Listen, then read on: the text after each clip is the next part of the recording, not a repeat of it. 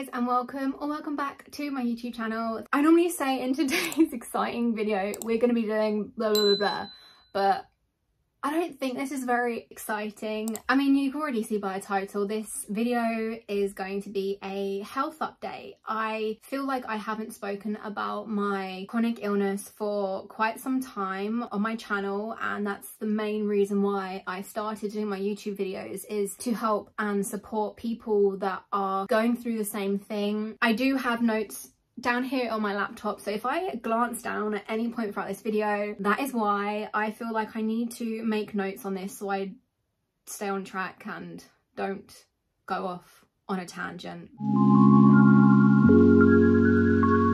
So if you don't know already, I have ankylosing spondylitis. It's the longest word I can actually say. That is a form of rheumatoid arthritis. So more often than not, it will start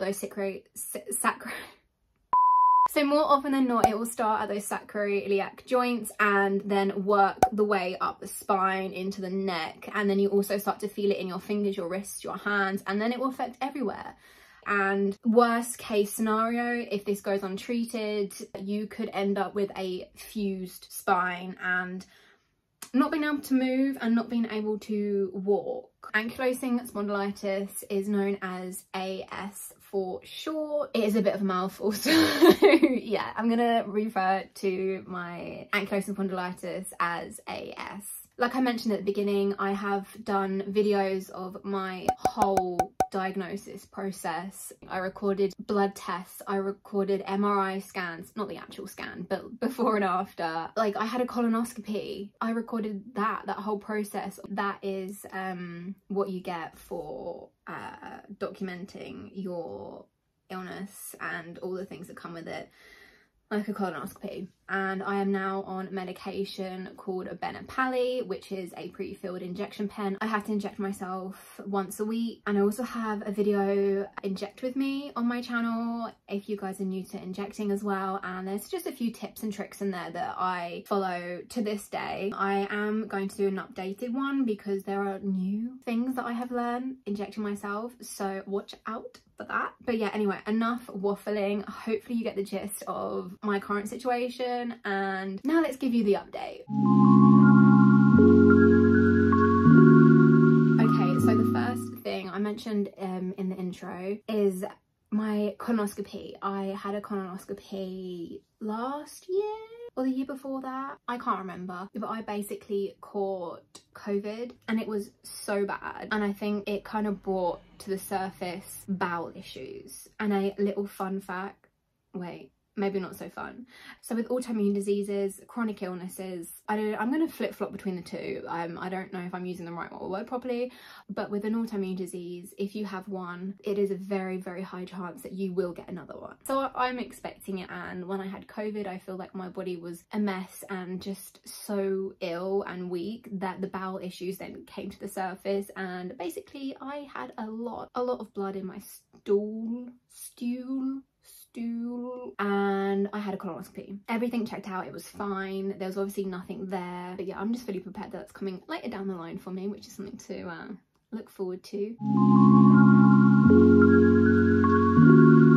Okay, so the next major thing that has happened is I have actually had to change my job. I used to be a visual merchandiser for a clothing retail brand, and I loved it. I loved the creativity. I would change windows, rotate the stock on the shop floor, come up with trends and make outfits, and I just absolutely adored the creativity side to my job. And it was in fashion, not something that I'm like passionate about, but something I do really enjoy, and just tidying and organising, I love it. But along with that job, it did have a lot of cons to it. For someone that has AS and suffers with fatigue, I would have to start really early in the morning, I think like around 6:30, 7, because we had to be there before the shop opened to change mannequins and do the windows. We had to lift the mannequins, and mannequins are heavy.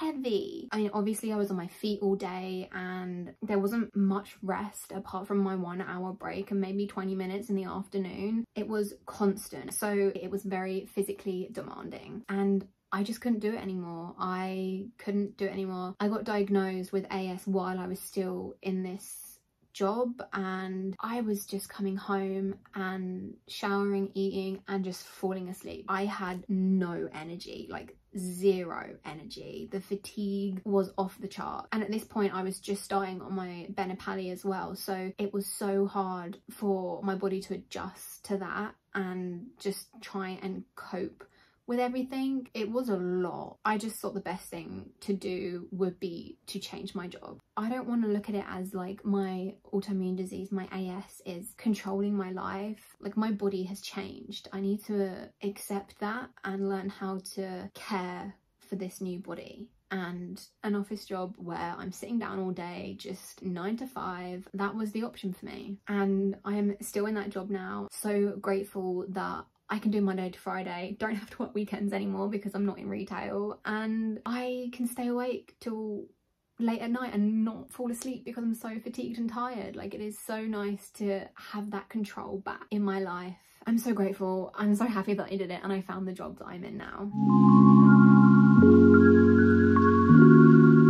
So, exercising. I think I have mentioned this in one of my earlier videos.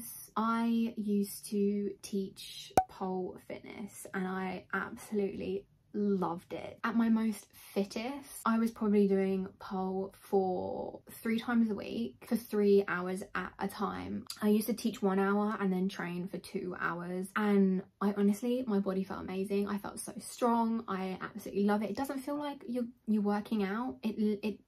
It's just fun. I would recommend to anybody that's thinking about it, just do it because it's amazing. Just before my diagnosis, it just became really awkward to do pole because of the flare-ups I was having, so I stopped and I just haven't picked it up again, and I really would love to, and I'm just scared. Obviously not going to be where I left off because I was doing pole for like 6 or 7 years. I'm scared that it's going to cause a flare up, I'm going to do something wrong, I'm going to hurt myself. It's just a whole fear thing, but I will pick up again, I can promise you that. After being diagnosed with AS, I did actually join a gym because I wanted to get some sort of fitness back in my life. I love swimming, and swimming is probably like the best form of exercise that I can do with my arthritis, and it's relaxing and it's lovely, and my gym has a spa, so that's also motivation in itself to go. I'm pretty sure saunas actually have really good benefits for people that suffer with autoimmune diseases and inflammation and things, so that's how I tell myself that I need to go and sit in the sauna for like 10-15 minutes. So yeah, the swimming really does help. I have tried walking on a treadmill for like 1 hour and like adjusting the incline every so often, and even that is too much for me, for my body. I literally ache. I can feel the ache starting while I'm on the treadmill after about 30 minutes, especially if I put the incline up quite high, and I do ache the next day. So I don't do that often because it hurts. Yeah, I feel like I am very limited onto what sort of exercise I can do, which is frustrating. I'm still trying to work that out. I also do vinyasa yoga, which is amazing. I actually feel like if I'm aching a little bit or my back's aching and I go to my yoga class, I don't ache after. It is such a good form of exercise for someone that has arthritis, and it also links in with the spiritual side of myself. So yeah, I absolutely adore going to my yoga classes. Okay, so one of the major updates is that I have developed anemia. Anemia is basically you don't have enough, I think it's red blood cells, and they are the blood cells that take all the oxygens to, I want to say, your organs and muscles.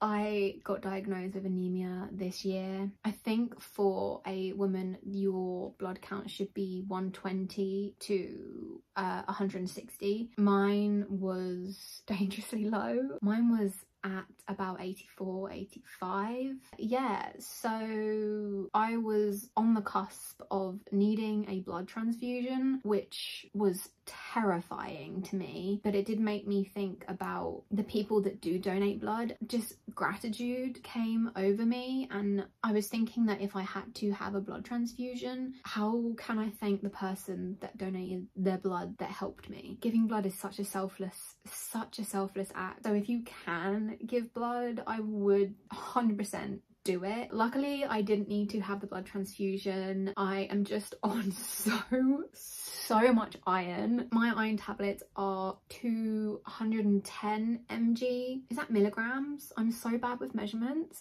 That's milligrams, right? So the tablets are 210 milligrams and I'm meant to take 3 a day. So that's 630 milligrams of iron. It's not the best. It's really not the best.